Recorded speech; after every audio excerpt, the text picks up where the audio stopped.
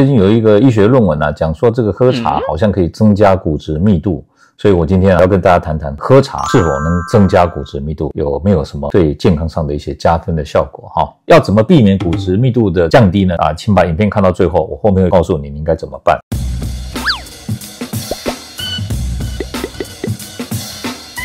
健康加財富，知足就是福。在今天節目開始之前，邱醫師想問問大家，你有沒有喝茶的習慣？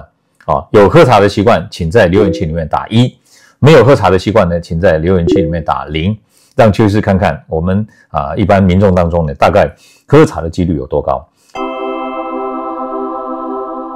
接下來我們談談這篇論文這篇論文是2025年11月發表在營養學期刊叫 Nutrient 上面，題目是喝咖啡跟喝茶它的攝取量與老年女性骨密度縱向關聯性的研究，後面還有很長我就不講了探討喝咖啡跟茶對骨密度的影響。這個是一個觀察性的研究，它是追蹤65歲以上的女性連續10年，然後分析她們喝茶跟喝咖啡的量跟她們10年以後這個骨密度的變化，結果發现有喝茶的人呢，他的全髖骨密度呢是增加了，虽然幅度不大，可是呢有統計學上的差異。不過這個論文也有幾個沒有講到的地方第一個就是說它並沒有研究作用機轉是什麼，只有在討論當中推測說可能跟茶裡面的多酚有關係。最後呢，他講到說不是說喝茶可以降低骨折的風險你不要把喝茶當作預防骨折的方法這篇醫學研究呢的確證實說喝茶對骨密度增加有幫助那如果你有骨質疏鬆的問題，多喝茶，我給你拍拍手，沒有問題。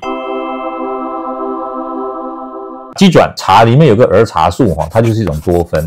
大家一定要記得，不要講兒茶素又講多酚，其實兒茶素就是多酚。多酚有3大類，這個以前邱醫師的影片有跟大家提過兒茶素是屬於類黃酮當中的多酚，可以使骨頭裡面的成骨細胞活性增加，破骨細胞作用降低。我們的骨頭是一個動態的平衡，成骨細胞把骨質堆上去，破骨細胞把骨質挖下來，成骨細胞多骨質就會增加，破骨細胞多骨質就会变稀鬆。第二點要跟他談的就是說喝茶能不能減少骨折呢？這一篇論文只是說明增加骨質密度，並不能說它減少了骨折的風險，因為骨折的風險不是只有骨密度一項因素決定的，它還要看你肌肉的強度有沒有肌少症，還看你關節的健康狀態有沒有關節的病變，還有你的環境當中有沒有跌倒的風險，還有你的神經是否能夠維持你的平衡跟穩定，這些都有關係。光一個骨密度的改變不能說明它骨折的風險是高還是低。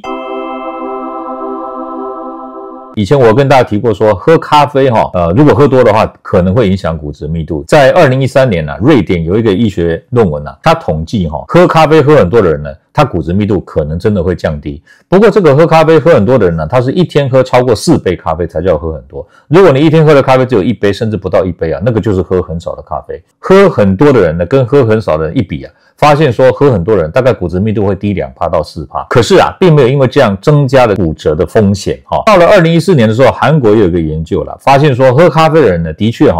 他的尿中排出的鈣質會增加，大家不希望骨質疏鬆，這樣的話呢，你就不應該喝那麼多的咖啡如果咖啡喝得多的話，你要補充鈣質跟維生素 D。好，那怎麼補充維生素 D 呢？不用吃藥，邱醫師有跟大家講過一個最有效的方法，是證實有效，我自己親身體驗的以前邱醫師有講，每天3杯黑咖啡，養生健康又減肥。咖啡喝多了，的確是會減少骨質密度，但是呢，它沒有增加骨折的風險。那如果我們要避免喝咖啡影響了骨密度的這個缺點呢，其實很簡单，醫學文獻告訴我們說，只要你搭配牛奶一起喝，就可以避免這個風險了。喝咖啡造成的這個鈣的不平衡，可以在喝咖啡的時候添加1到2湯匙的牛奶，就可以把它矯正過來了。邱醫師每天早上喝1杯黑咖啡，然後我一定會再搭配1杯牛奶。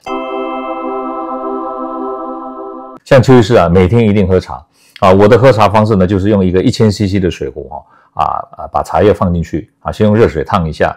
第一泡倒掉，然後再加冷水。我是喝冷泡茶，為什麼？因為冷泡茶不會壞掉，有時候第2天甚至還可以再泡一次。1000cc 的水夠不夠我們一天的水分的攝取呢？就是在以前的影片當中有跟大家報告過說，我們到底一天要喝多少水才是足夠的在那個影片當中也跟大家提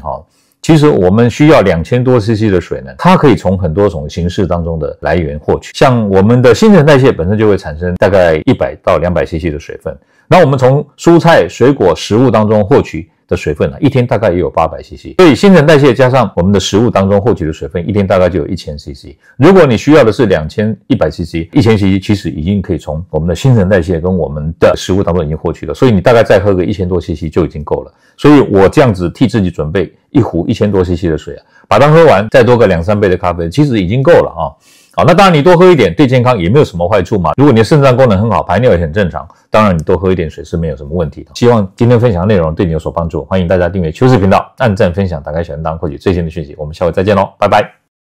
各位朋友，如果你喜歡我們今天所講的，請在下面按個讚。如果你對我們的內容感到興趣，想要獲得最新的訊息，請按訂閱。